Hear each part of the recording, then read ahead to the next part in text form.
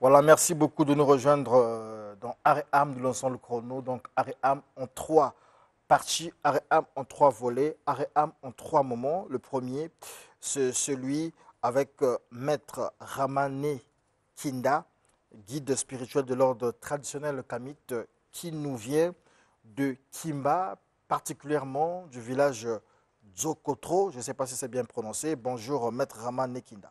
Mbote Nguta Jazz, Mbote ya beto nyonso, Mbote na bampangi nyonso, inikena kulanda ka beto na ba boile ya kaka. D'accord. Aujourd'hui, on parle de délivrance. Est-ce que votre micro il est allumé? Je vais venir vers vous. Regardez. Voilà, il est allumé. Vous le tenez bien. Voilà. Donc, on parle de délivrance. Délivrance par le Nzobi dans un village, dans le Poul, donc à Kimba, plus précisément à Dzokotro. Euh, Qu'est-ce qui s'est passé là-bas concrètement et comment Maître Rama, qui est à Brazzaville, ou généralement pratiquement, se retrouve au fin fond là-bas? Vous me disiez que là-bas c'est très reculé. Matondo Mingi Mbuta Jazz, effectivement, j'ai été contacté par le chef du village de Djokotro, qui est un tout petit village proche du district de Kimba, aux environs de Kindamba, à quelques kilomètres de Kindamba. Effectivement, c'est extrêmement très très très loin. Euh, on, est, on a fait pratiquement une demi-journée pour y arriver. Et nous y étions arrivés tard dans la nuit. Vous verrez les images, pratiquement à 3 heures du matin. La route était très longue et très très fatigante.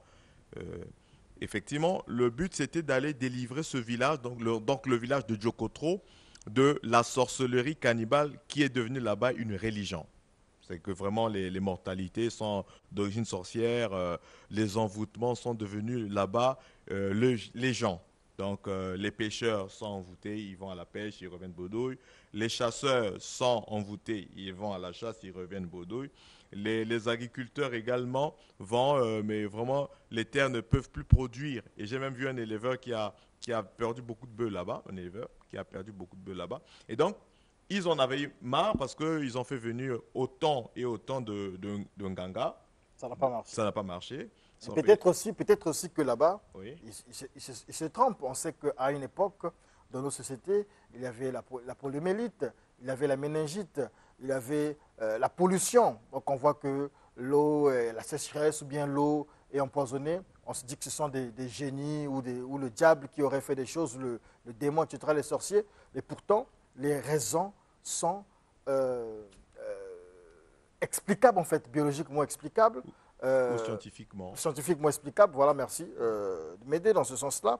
Euh, euh, et qu'est-ce qui prouve que là-bas, à Zokoto, il aurait des sortilèges ou quelque chose de ce Oui, genre? Maton Dombuta. Déjà, quand on a fait la route, moi j'étais déjà épuisé. Hein. Vraiment, heureusement qu'on était dans un 4x4 solide, vraiment c'était épuisant.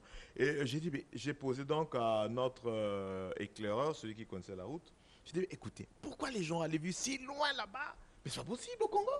Il dit non, c'était un village des chasseurs. Donc, les habitants vivaient au district de Kimba et ils partaient là-bas parce que c'est vraiment dans la forêt, hein, ce village-là. Et donc, c'était un village des chasseurs. Et effectivement, là-bas, ce n'était que des chasseurs.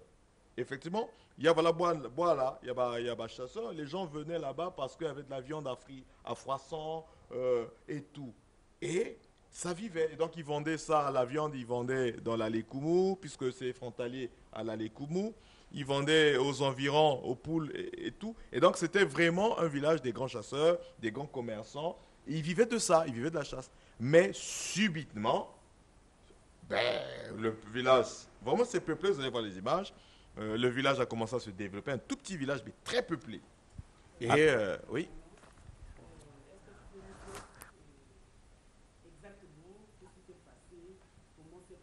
Délivrance dans ce village.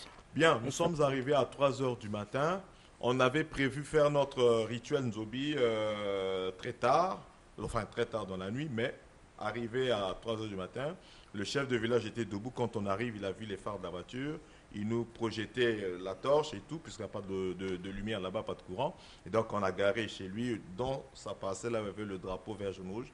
Et donc, on a dit, on ne peut pas travailler là à 3 heures du matin, puisque dans 2 heures, il fera jour. Et donc, on a passé toute une journée là-bas pour consulter les populations, conscientiser les populations que ce que nous allons faire, ce n'est pas de la blague, ce n'est pas de la rigolade, ce n'est pas de la religion, ça, c'est du mysticisme.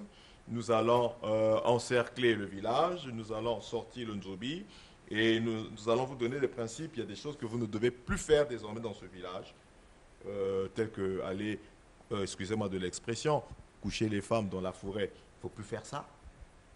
Excusez-moi d'expression, aller faire de l'amour avec les femmes dans la forêt, c'est interdit désormais. Bref, il fallait conscientiser les populations et enfin leur dire, la nuit nous allons faire circuler le Nzobi, nous allons planter le Nzobi ici à Djokotro, mais avant, on a besoin de toute la population pour le désenvoûtement. Donc tous les chasseurs, tout à l'heure vous allez voir les images, les chasseurs, vous devez venir avec les fusils de chasse. J'ai jamais vu un village plein de chasseurs comme ça. Franchement, on peut même dire que 90% de la population de Djokoto, ce sont des chasseurs. Ils nous ont emmené des fusils de chasse que nous avons désenvoûtés. Les mamans sont venues avec leur biseng, yakusa bilanga, leur léou et autres. Elles sont venues avec. Nous avons désenvoûté selon les rites et rituels Nzobi, les houes, les fusils, les Jakarta. Pour ceux qui font taxi-moto, ça permet de desservir Djokoto aux autres localités. Ceux-là également faisaient des accidents tout le temps. Le chef de village parlait, c'était en téké, il parlait, comme on entend bien le téké, et donc il parlait. Et donc, on a fait ce jour-là, quand on est arrivé, toute la journée, c'était la consultation, la sensibilisation, les séances de désenvoûtement. Et enfin, la nuit, c'était le grand rituel. Et quand c'est ça, personne ne doit être dans le village. Tout le monde dans les maisons. Alors, maître, Oui. vous avez délivré le village de Kotro. Alors, pour une meilleure compréhension de nos téléspectateurs, Oui. alors, pour une meilleure compréhension de nos téléspectateurs, la sorcellerie cannibale, qu'est-ce que c'est exactement? Très bonne question. Effectivement, il existe autant de sorcellerie. La sorcellerie, c'est une science, hein, comme toute science. Elle est polaire. On peut l'utiliser en bien comme en mal. Il faut qu'en plein 21e siècle, que les gens cessent de rêvasser en plein jour. Kindoki, ce n'est pas forcément le diable, ce n'est pas forcément le mal. Et donc, là, nous, on fait en tant que mystiques initiés, nous faisons un distinguo entre la sorcellerie positive et la sorcellerie maléfique, que moi j'appelle la sorcellerie cannibale. Celle-ci consiste à bouffer de la chair humaine, à bouffer le corps éthérique, d'où son nom, sorcellerie cannibale. Et donc celle-ci... Quand vous dites chair humaine, physiquement parlant? Oui, il faut qu'on vous le dise. Comme cannibale, ok. Oui, écoutez, un anthropophage, c'est un sorcier cannibale. Il mange de la chair humaine, il boit du sang, c'est un vampire, et au-delà de cela, il se nourrit du corps éthérique.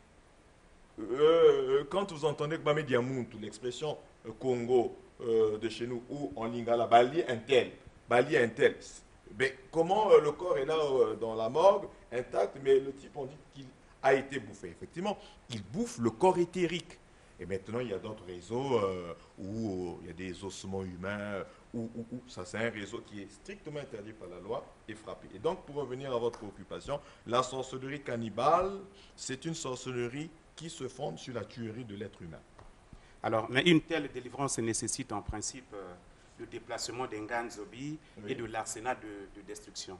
Avez-vous respecté ces critères? Très bonne question. Si oui, bonne question, oui.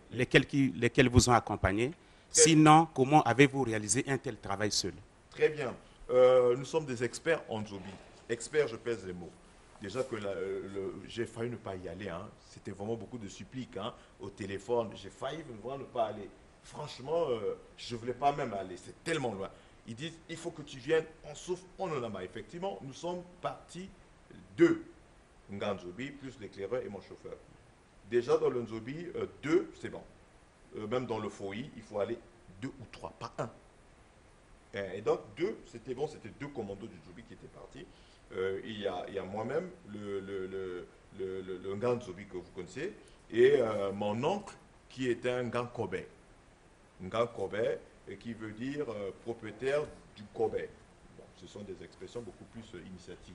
Et donc, nous étions partis là-bas, très bonne question. Et quand c'est ça, quand il faut faire l'arsenal, on avait 2 sacs où il n'y avait que de l'arsenal. Et pour votre en scène, pour faire un peu plaisir à nos parents du pool, quand on a traversé la forêt de Mbangu, franchement, on était émerveillés. On a retrouvé les plantes sacrées d'une Zobi là-bas, dans la forêt du Mbangu. Et donc ça a été dit, mais franchement, ça s'encourage bien. Donc on ne faisait que prendre les plantes qui tuent. Les plantes qui tuent, c'est-à-dire. Oui, les plantes qui tuent. C'est-à-dire. Mais qui tuent les sorciers. Dans le Nzobi, ce sont les plantes. C'est une alchimie.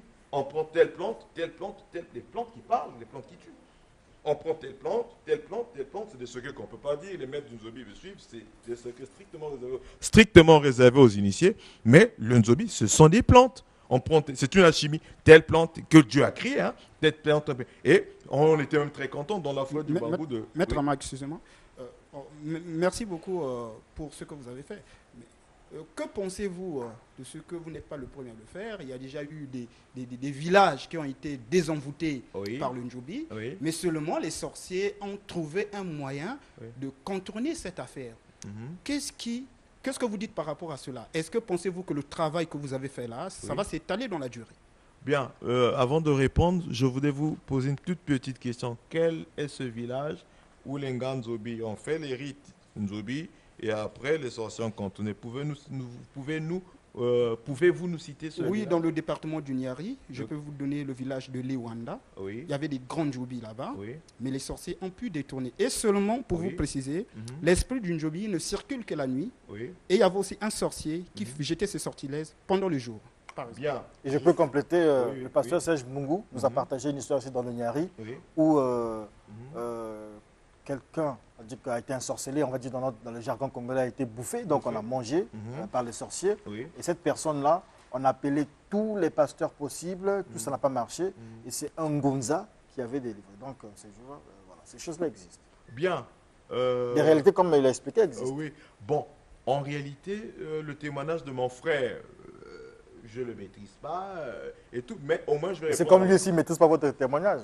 Bon, c'est vrai qu'il y a les images qui sont dans la vidéo. Non, il y a les images, il y a les coordonnées téléphoniques qu'on peut même vous remettre. Hein. On peut vous remettre, c'est vérifiable. Quand on passe à la télé, on parle du Jokotro, ce n'est pas une blague. Et donc, pour revenir à votre préoccupation, le Nzobi, mon frère, il y a des degrés. Je dis bien des degrés. Il y a un proverbe français qui dit « aux grands mots, les grands remèdes ». Donc, ce village-là, je profite de l'occasion pour dire à ses frères que c'est le président des Nzobi du Congo qui vous parle. Si on a fait un travail là-bas, au départ, vous avez dit que c'était bon, et après, soi-disant, on a eu à contourner ce qui avait été fait. Au départ, c'était bon, et après... On rappelle à nos utilisateurs que les images ne sont pas du studio 210, c'est des images externes, et donc... Et donc, après, il y a eu des gens qui ont contourné. Bon, qu'ils nous appellent, nous avons il y a des degrés, il y a des rituels supérieurs qu'on doit faire. Par exemple, si ils ont l'habitude de faire ces petits jeux, on peut aller installer un fouillis là-bas. Par exemple. Un fouillis, c'est quoi? Le fouillis, c'est le temple du Nzobi. D'accord. Et là, c'est la fin. Donc, il y a des degrés. Le Nzobi a des degrés. D'accord. Vous avez dit que c'est la fin. On me dit aussi que c'est la fin ici. Et donc, Maître Rama, toujours nous rappeler le siège de l'ordre traditionnel Kamit. Est-ce que ça a été fait aussi dans le cadre de l'ordre traditionnel Kamit? Oui, mais l'OTK est une école kémite et nzobiste. D'accord. Mais ça a été fait dans le cadre de l'OTK et ça a été fait dans le cadre du Nzobi, dont je suis maître. Et donc, tout ça, c'est la même chose. Dans l'OTK, il y a le kémitisme, il y a le Nzobi là-dedans. Et pour tous ceux qui, je profite de dire à tous ceux qui ont des problèmes, tous ceux qui ont des problèmes de sorcellerie à travers le pays, c'est le président des Nzobi du Congo qui vous parle.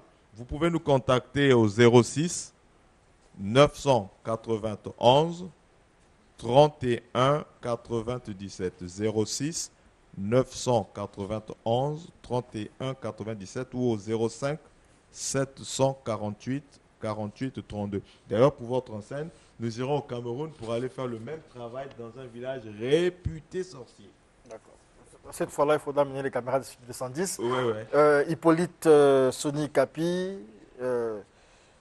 Victoria Okombi et Pati Ebatal, Lisette Assono et moi-même, on vous dit merci, Maître Rama, d'être passé, de nous partager cette expérience de Dzokotro.